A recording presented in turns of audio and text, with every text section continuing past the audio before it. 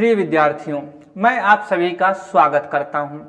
आज हम लोग का विषय है सारंगढ़ बिलाईगढ़ जिला, जिसका क्रम है 30वां।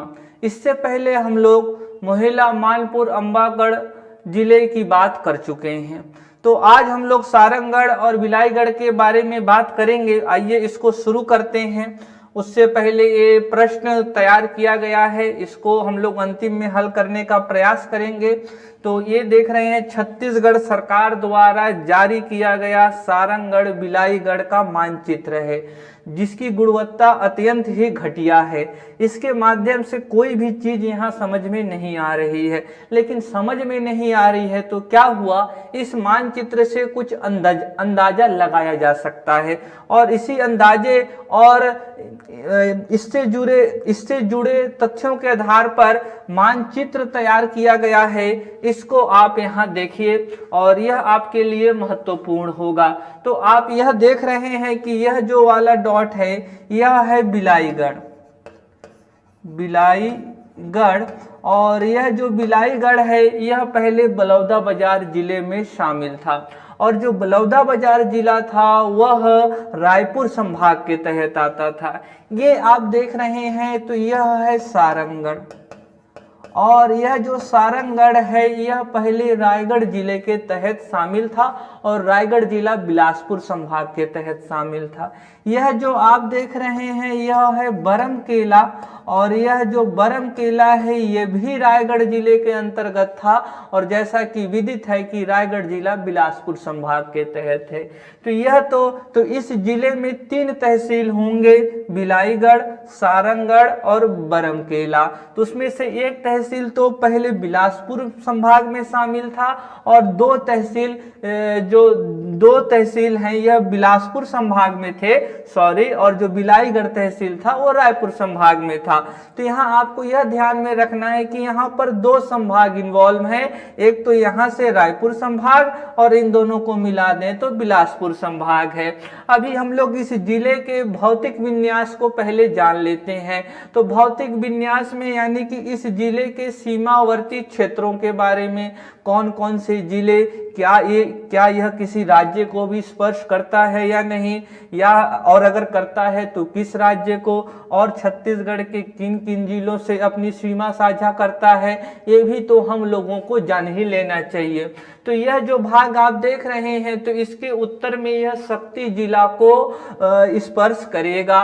शक्ति जिला में मालखरौदा और डभरा को, जब इस जिले का निर्माण हुआ था 3 सितंबर वर्ष 2022 को, तब शक्ति जिला अस्तित्व में नहीं आया था। शक्ति जिला राजपत्र में प्रकाशित 9 सितंबर वर्ष 2022 को हुआ है। लेकिन आज हम लोग इसका वीडियो बना रहे हैं, तो अब तो दोनों जिले अस्तित्व में आ गए हैं, तो इसीलिए मैंने यहाँ शक्ति को भी अद्यतन करके शामिल किया है। तो उत्तर में आएगा मालखरौदा, डभरा, जो शक्ति जिले में शामिल है। ये आप देख रहे हैं, तो यह होगा बमहिंडी, और बमहिंडी जांजगीर एंड चांपा जिले के तहत है। तो यानी उत्तर में शक्ति जिला भी स्पर्श करेगा और जिला भी। इसी तरीके से उत्तर में जो पुशौर है, जो रायगढ़ जिले के अंतर्गत शामिल है, वो भी इस सारंगढ़ बिलाईगढ़ के उत्तरी सीमा को स्पर्श करेगा।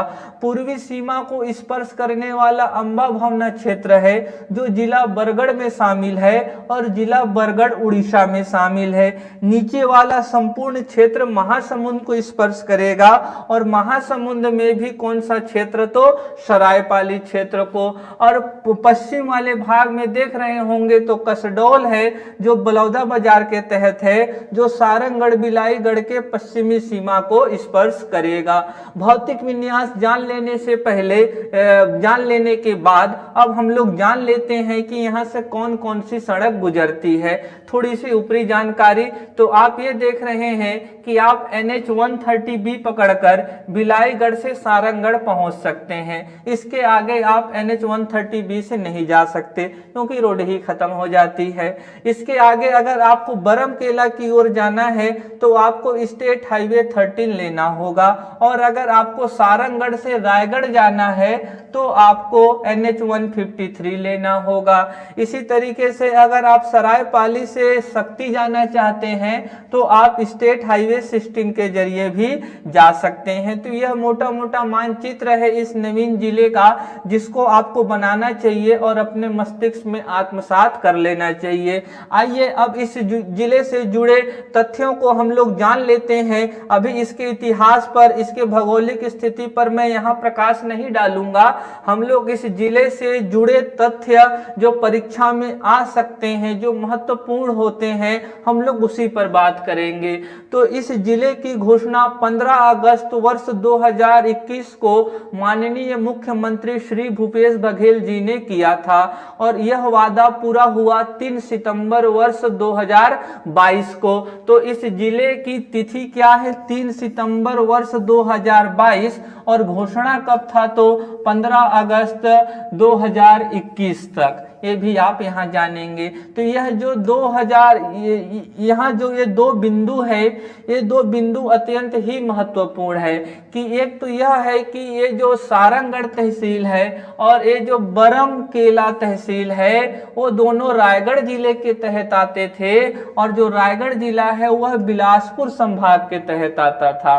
और इसी तरीके से जो बिलाईगढ़ है वह जिला बलौदाबाजार के अंतर्गत आता था और संभाग था रायपुर। तो फिर से कह रहा हूं, यहाँ पर ध्यान रखेंगे, 2 संभाग इन्वॉल्व हैं, 2 जिला इन्वॉल्व हैं, रायगढ़ और बलौदाबाजार भाटापारा जिला, उसी तरीके से 2 संभाग, बिलासपुर संभाग और रायपुर संभाग। आगे देखते हैं इसका भौतिक विन्यास। तो हम लोगों ने वहीं पे जाना कि उत्तर में कौन है, पश्चिम में कौन है और दक्षिण में कौन है। तो ये वही चीज लिखा है जो हम लोगों ने मानचित्र से सीखा है। इस जिले का मुख्यालय कहाँ होगा? तो सारंगगढ़ में। ये बहुत ही ज्यादा महत्वपूर्ण है। आपसे प्रारंभिक परीक्षा में पूछा जा सकता है कि नवीन गठित जिला सारंगगढ़ बिलाईगढ़ का जिला मुख्यालय कहाँ है, तो आपको बताना चाहिए कि वह सारंगगढ़ में स्थित है। और अगर आप इसको एक बार पढ़ लेंगे तो आपके मस्तिष्क में बना रहेगा और आप बिना किसी शंका के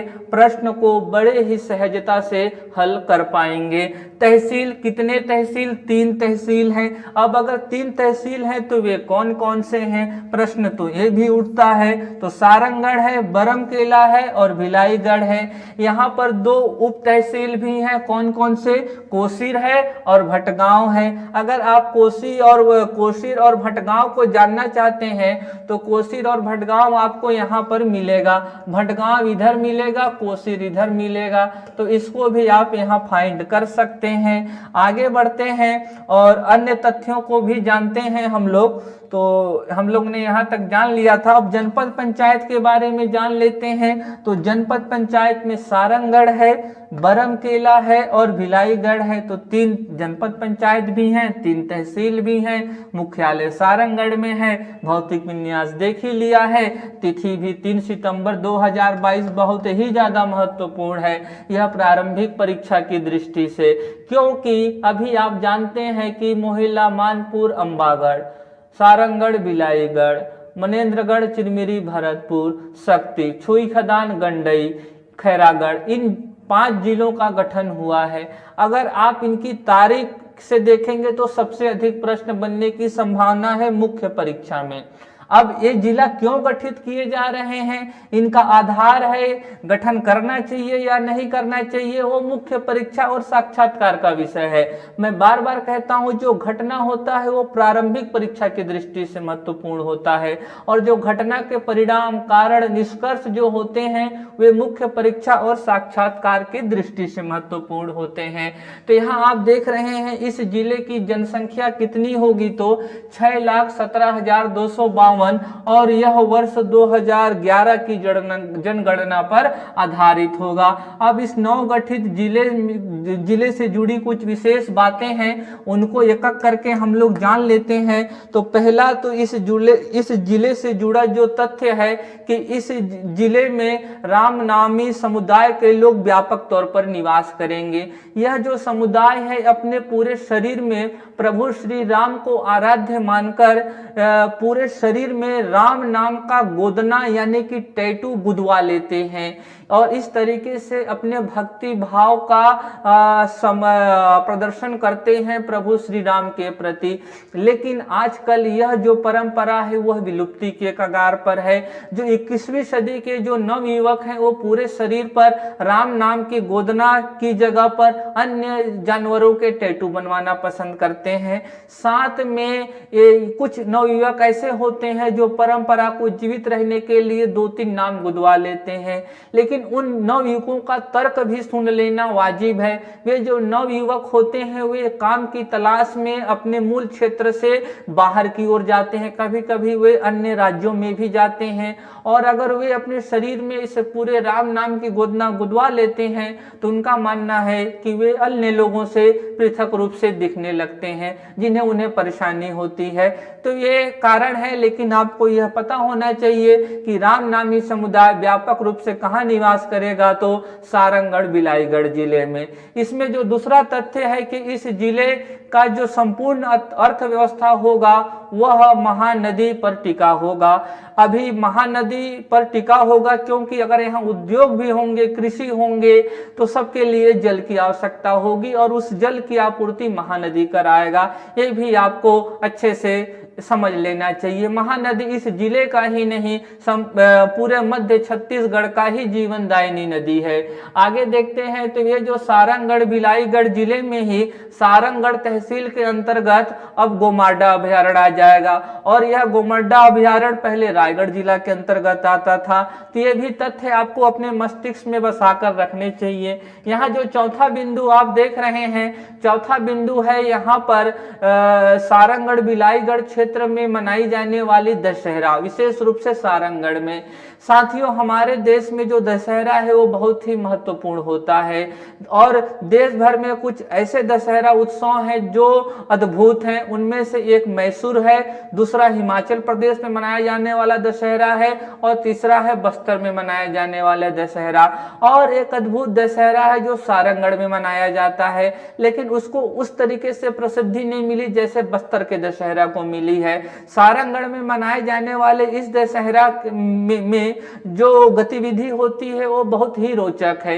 इस दौरान एक मंच बनाया जाता है और मंच में एक मिट्टी का गढ़ बनाया जाता है, यानी मिट्टी का कोई वहां पर ढांचा बना दिया जाता है और मंच तक पहुंचने के लिए जो सीढ़ी बनाई जाती है वह फिसलन युक्त होती है और उस सीढ़ी में कई प्रकार के अवरोध भी बनाए जाते हैं। तो उस फिसलन युक्त सीढ़ी को जो अवरोधों से भरा हुआ है वह व्यक्ति जो सबसे जल्दी पार करके मंच पर स्थापित मिट्टी के गढ़ को तोड़ देता है वह विजेता घोषित किया जाता है। तो यह सारंगगढ़ में मनाए जाने वाला दशहरा प्रतियोगिता आधारित दशहरा है जो अपने आप में अनोखा है। तो इसको भी आप अपने आप में अपने मस्तिष्क में अच्छे से रखेंगे। तो ये जो 4 तथ्य हैं जो मुझे लगा आपको जानना ही चाहिए। बाकी इस जिले में इस जिले का रियासत कौन सा है, इस जिले में नदी, खनिज और भी चीजों के लिए हम लोग यहाँ वीडियो को बढ़ा सकते हैं, लेकिन मुझे यहाँ आवश्यकता नहीं जान पड़ती है। वो स्टैटिक पार्ट में आप पढ़ेंगे ही पढ़ेंगे जब आपको छत्तीसगढ़ पढ़ाया जाएगा। तो आइए इससे जुड़े प्रश्न को हम लोग देख लेते हैं और उसको हल कर लेते हैं। तो प्रश्न है, सारंगगढ़ के सीमावर्ती जिलों के नाम लिखिए। तो सीमावर्ती जिलों के नाम आप बड़े ही आसानी से लिख सकते हैं। हम लोगों ने मानचित्र के माध्यम से देखा है और अभी आगे यहाँ पर शब्दों के रूप में भी देखा है। आगे यह आप देख रहे होंगे तो हम लोग हल कर लेते हैं प्रारंभिक परीक्षा का प्रश्न। जिले के गठन की तारीख 2 सितंबर वर्ष 2022 है, तो गलत है। यहाँ पर यह 3 सितंबर होना चाहिए, तो यह गलत है। 3 सितंबर 2022 को हुई थी ना। यह छत्तीसगढ़ का 32वां क्रम का जिला है, नहीं, यह छत्तीसगढ़ का तो 30वें क्रम का जिला है। ये तो हम लोग भूल ही गए थे, इसको भी जान लेना चाहिए। इसका क्रम क्या है, तो 30वां है। क्रम क्या है, 30वां है, इसको आपको नहीं भूलना है। क्रम 29वां किसका है, मोहला मानपुर अंबागढ़ चौकी का। ये देखिए 30वां यहाँ लिखा हुआ है।